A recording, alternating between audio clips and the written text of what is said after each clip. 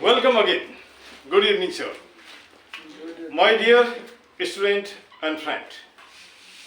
This time I am having my colleague, my beloved, my friend, Mr. Pandey. He is teaching Hindi, but he is the master of history. Just general talk and conversation we will be having. First, I think, let Mr. Pandey introduce himself here. Your introduction, please. मैं A K. Pandey sir के साथ एक साथ school में हम लोग थे और जितना दिन हम लोग साथ में रहे बड़ा अच्छा से समय बीता हम लोगों का। अभी सर जा रहे हैं, एक लंबे अंतराल के बाद हम लोग अलग हो रहे हैं। साथ ही साथ इन्होंने अपने जीवन में जो कुछ संघर्ष किया और संघर्ष से कुछ न कुछ रास्ता बना जो आने वाली पीढ़ी के लिए पथ प्रदर्शन का काम करेगी। चलिए सर, एक सीधा सवाल। शिक्षक हैं पेशे से, इन्हें कहा जाता है नोबल प्रोफेशन, है ना? या भद्र ये कह सकते हैं पेशा। और डॉक्टर्स का भी ऐसा ही होता है। अब यहाँ एक सवाल उठता है कि पहले जब रास्ते चलते थे, टीचर्स को देखते हैं लोग, good morning sir, good evening sir, है ना? ये सारी चीजें, या नमस्ते गुरुजी, दिस ये कहीं न कहीं ये गुम हो गया। तो गुम कहाँ हुआ? ये हमारे व्यवहार में गुम हुआ, ये आदमियों के भीड़ में गुम हो गया, या ये मशीनी सभ्यता हो गया इसलिए गुम हो गया, या शिक्षक भी इस बाजारवाद में शामिल हो गए? इसमें आपका क्या नहीं सर, इसमें केवल गुम होने में एक पक्ष उत्तरदायित्व, एक पक्ष का उत्तरदायित्व नहीं है। हाँ। दोनों पक्ष में कुछ न कुछ कमी हुई है। हाँ। जितनी कमी दिखाई दे रही है उसका केवल एक ही आदमी जिम्मेदार नहीं है, क्योंकि पहले गुरुजी है, मास्टर है, डॉक्टर है, इंजीनियर है, वकील है, सब लोग अपने पेशे के प्रति ईमानदार होते थे। आज स्थिति ऐसी बदली है कि इसको व्यवसाय बना दिया गया। शिक्षा दान की चीज थी, लोग उसको बड़े प्रेम से दूसरे को देते थे और दूसरा भी बड़ी श्रद्धा भाव से उसको लेने की कोशिश करता था। अभी न उनके अंदर श्रद्धा है, न इनके अंदर देने की वो ललक है, क्योंकि इसका एक व्यवसायीकरण जो हो गया, शिक्षा का जो व्यवसायीकरण हो गया, लोग शिक्षा को बेचना शुरू कर दिए और मतलब शिक्षा महंगी हो गई, आम जनता से दूर हो गई। जिसके पास पैसा है वो महंगे स्कूल में पढ़ता है, अच्छी फीस देता है, जिसके पास नहीं है वह वहाँ तक नहीं पहुँच पाता है। पहले ऐसा नहीं था, पहले वो अमीर हो गरीब हो सबको शिक्षक को आदर देते थे, पर शिक्षक भी आदर के पात्र होते थे। आदर के पात्र होते थे। लेकिन आज की स्थिति क्या है कि हम एक पक्ष शिक्षक सोचते हैं कि हमारा सम्मान नहीं हो रहा है, दूसरी तरफ ये नहीं सोचते हम कितना दिए हम।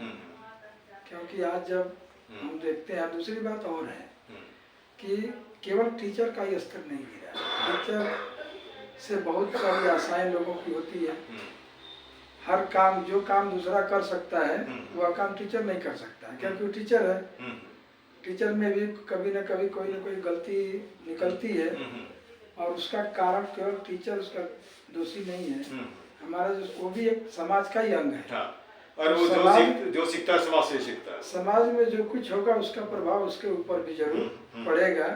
समाज अगर नीचे जाएगा तो टीचर का भी स्तर नीचे जाना स्वाभाविक है। ऐसा नहीं है कि केवल एक पक्ष जो है नीचे जाएगा, एक पक्ष ऊपर रहेगा, ऐसा नहीं हो सकता है। और वही उसी का परिणाम है कि आज हम यह देख रहे हैं कि छात्र और अध्यापक के बीच का जो संबंध है, गुरु और शिष्य का जो संबंध है, वह उसमें पिता और पुत्र तुल्य नहीं रह गया। हाँ, दूरी बनती गई है। पहले तो एक शिक्षक के माने में ही कहा जाता था कि शिक्षक बिना पुत्र के रह सकता है, लेकिन शिष्य के बिना शिष्य के नहीं रह सकता है। एक जो शिक्षक है उसके लिए शिष्य का होना अनिवार्य था, अनिवार्यता थी। अगर वो शिक्षक है तो उसका शिष्य होगा ही होगा, शिष्य नहीं तो शिक्षक का कोई मूल्य नहीं है। तो समाज में आज के परिवेश में जो अभी जो आज की जो प्रासंगिकता है, पहले भी शिक्षक का महत्व था, आज भी है, बशर्ते वो शिक्षक है, बशर्ते वो शिक्षक है। आने वाले समय में भी उसका सम्मान उसी तरह से होता रहेगा। लेकिन कुछ जो चीजें देखने को मिल रही हैं, अपवाद स्वरूप कहिए या अपवाद भी नहीं है, सही भी है, समाज में दिखाई दे रहा है। अच्छा। उसका स्तर नीचे गिरा हुआ है। अब यहाँ पे एक सवाल उठता है, आज टेक्नोलॉजी का एज आ गया है, सीसीटीवी कैमरा सब जगह रख दिया गया है स्कूलों में भी, और लोग बैठ के मॉनिटर करते हैं टीचर पढ़ा रहे हैं या नहीं पढ़ा रहे हैं। लेकिन हमारा कहना है टीचर तो हमेशा, पहले भी बोला, अभी फिर से बोल रहा हूँ, हमेशा सीसीटीवी कैमरा के अंतर्गत रहता है, चाहे वो घर में हो, बाहर में हो, जहाँ भी हो। उसका रीजन ये आंख जो है वो सब आदमी का सीसीटीवी कैमरा है ना, नेचर में। और दूसरों को नहीं देखता, लेकिन टीचर को जरूर देखता है, कैसे चलता है, किस लोगों के साथ बैठता है, चरित्र क्या है उसका, क्या क्या स्थिति है। इससे सहमत आप हैं? शिक्षा ऐसी चीज है ना जिसको जबरदस्ती लिया नहीं जा सकता, सही, बिल्कुल सही, छीना नहीं जा सकता, किसी से निकाला नहीं जा सकता। जितना टीवी लगा दीजिए, जितना कर लीजिए, अगर अंदर से अगर नैतिक रूप से आदमी अपनी रिस्पॉन्सिबिलिटी स्वीकार नहीं करेगा तो कोई न कोई रास्ता ढूंढ लेगा। आप जितना टीवी लगाएंगे, जो भी कैमरा लगाइए, कोई न कोई तरीका अपना लेगा, क्योंकि जो ये दिमाग है ना वो सुपर कंप्यूटर है। जो कंप्यूटर जितना भी टेक्नोलॉजी डेवलप हुआ है वो इस दिमाग से नीचे है, ऊपर नहीं है।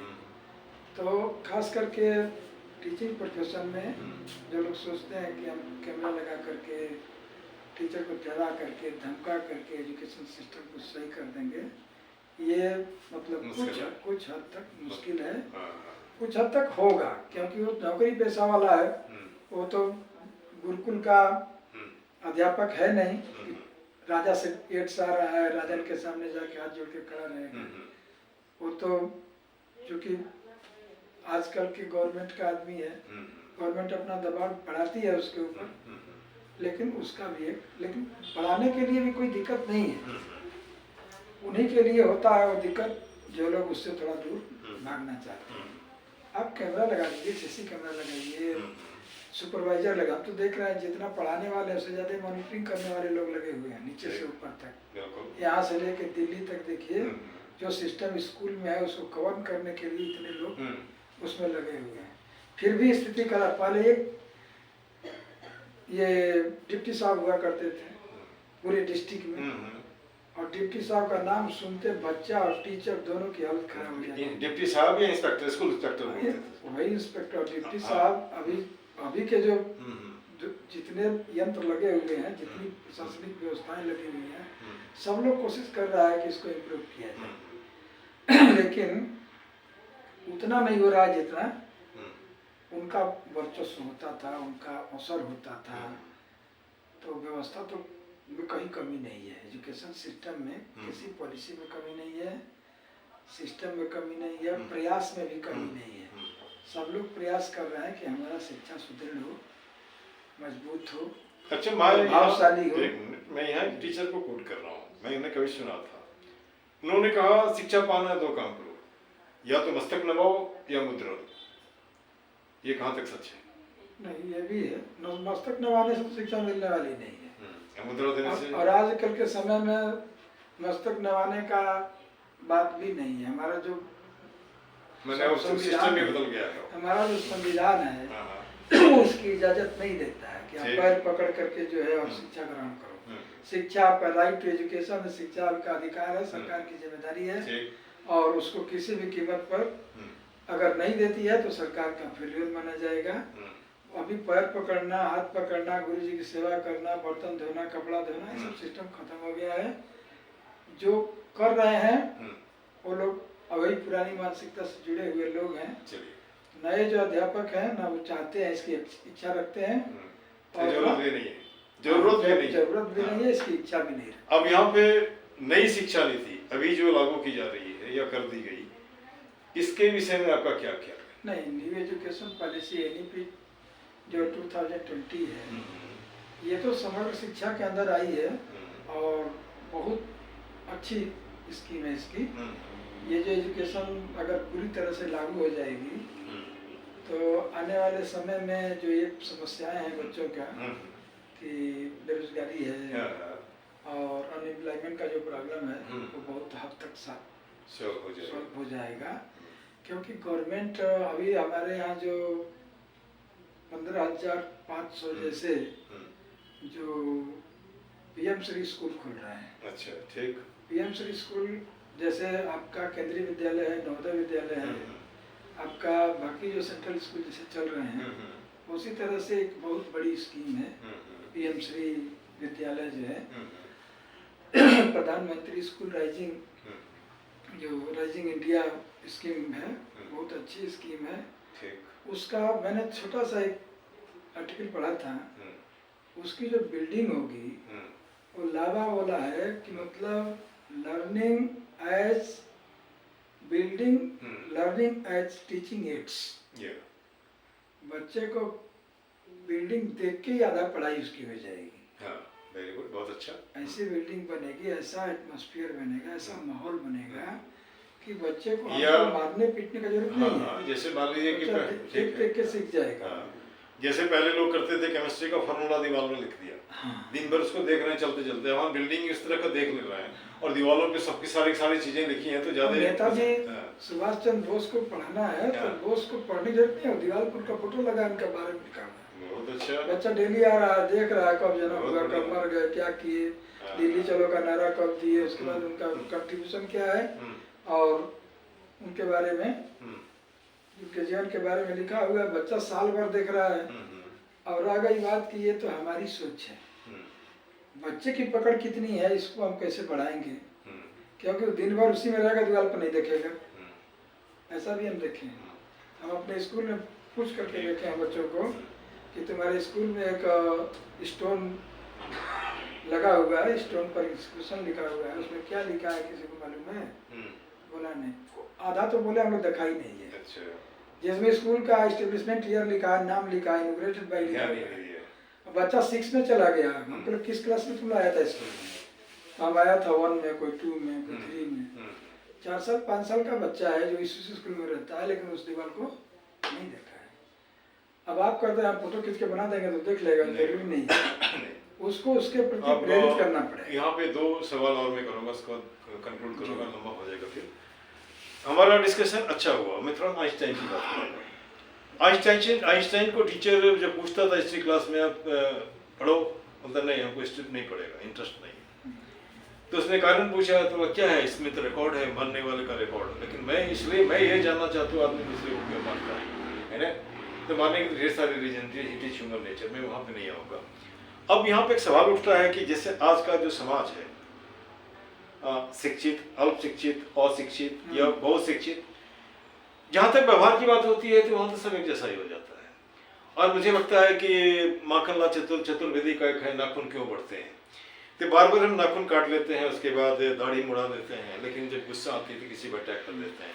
तो नाखून जो काटने के बाद तो अब सब भी बनते हैं, लेकिन जब बढ़ के बता देता है तुम वही जंगली जानवर, है ना? ये आप इतिहास के मर्मज्ञ हैं, तो इतिहास के विषय में कुछ बता सकते हैं? जैसे इतिहास किस तरह से हमको शिक्षा दे सकती है? जैसे लगता है पिछली गलतियों से हमको सुधार लेनी चाहिए। हम सुधार कहाँ लेते हैं? पिछली लड़ाई की, आज भी लड़ रहे हैं, कुछ सुधार तो नहीं ले रहे हैं।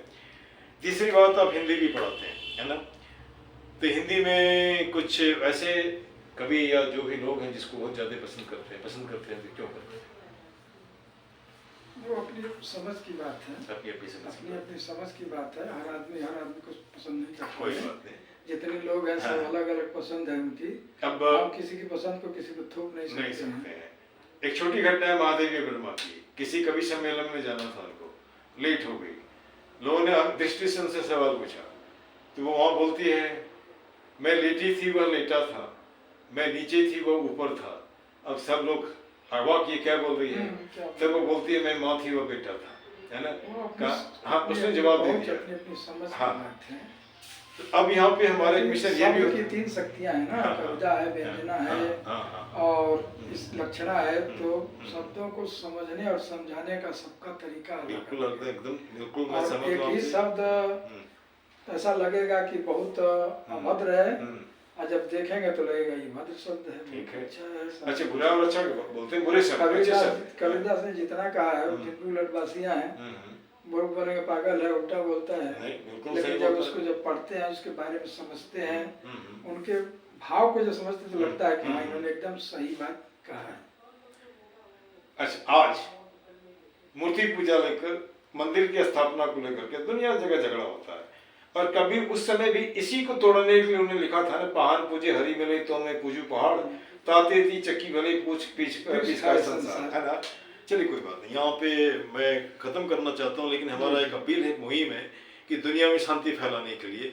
तो मैं इसके माध्यम से उन देशों से रिक्वेस्ट करता हूँ कि भाई लड़ाई बंद करो, चाहे वो इजराइल हो या हमास हो, हमास अपील कर रहे हैं कि सब लोग शांति रखें। हाँ, लेकिन शक्ति के बिना शांति नहीं होती। हाँ ठीक है, शक्ति अपनी जगह भी है, शक्ति का प्रदर्शन करो, इसमें कोई जरूरी नहीं है, लेकिन जो जीना चाहता है उसको जीने दो। रश्मि रथी में बोलिए ना क्या लिखा है, बोलिए। सिंह जी ने लिखा है, क्षमा सो जिसके पास करल हो, उसका क्या जो दंतहीन, विषहीन, विनीत, सरल हो। वेरी गुड, आपकी बात से मैं सहमत करता हूँ। लेकिन आज 21वीं सदी में जब बोलता है मानव जंगली नहीं है, मानव कहाँ से कहाँ पहुंच गया।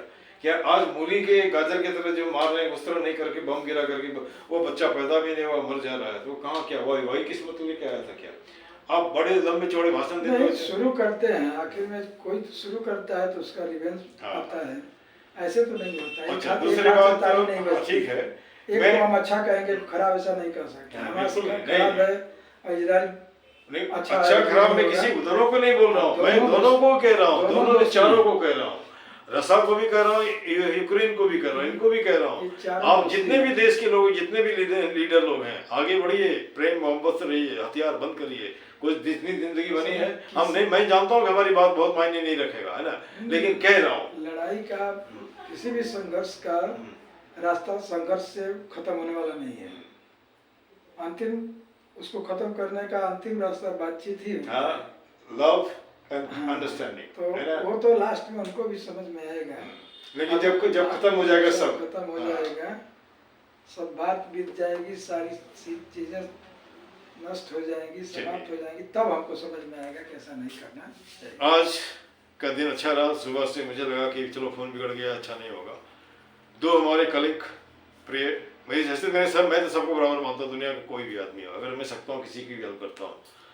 अच्छा लगा दोनों का विचार सुन करके, मैंने भी अपने विचार रखे, और विचार एक जैसा सबका नहीं होता, नहीं भी होना चाहिए। सबका एक जैसा होगा तो भेड़ हो जाएगा, अलग अलग होगा तभी तो सोचेगा, तब डिस्कवरी करेगा, इसलिए अलग विचार होना भी जरूरी है, लेकिन not at the cost of killing, है ना। तो किलिंग होना चाहिए, मतभेद नहीं होना चाहिए। ठीक है, मन में किसी का मानव के प्रति अंदर से भेद नहीं होना चाहिए। मतभेद तो हमारे विचार अलग अलग होंगे, हमारे जो आइडियल होंगे अलग होंगे, हम उनसे साथ लड़ेंगे, संघर्ष करेंगे, लेकिन दिल से अंदर से हमको बिल्कुल होना चाहिए, किसी तरह का मनभेद नहीं होना चाहिए। मतभेद तो होगा ही, क्योंकि आपके विचार अलग हैं, मेरे विचार। मैं यहाँ इसको समेटता हूँ, और मुझे हमारा ये लास्ट दिन है नामसाई में, जैसा भी रहा, खट्टा मीठा कड़वा तीता जो भी है, सब एक्सेप्टेड है, and now it is put to the gutter, and let me just have a better journey ahead, है ना, in the name of goodness, in the name of just fraternity, humanity, whatsoever things are there, in the name of one family, entire world, but it is never possible, I don't think it about that. So long as world is there, there must be dark side, there must be right side, है ना। लेकिन एक बड़ी अच्छी कविता है किसी film का, मैं फिल्म का नाम मैं भूल गया हूँ, आज है सुख तो कल, आज है दुख तो कल सुख होगा, काहे नीर बहाए तेरे नैना क्यों भराए। ये तो दो चोली दामन चोली का संबंध होता आता जाता रहता है, घबराना नहीं है, अपने मंजिल पे लगे रहना। इन्हीं शब्दों के साथ thank you very much, thank you sir.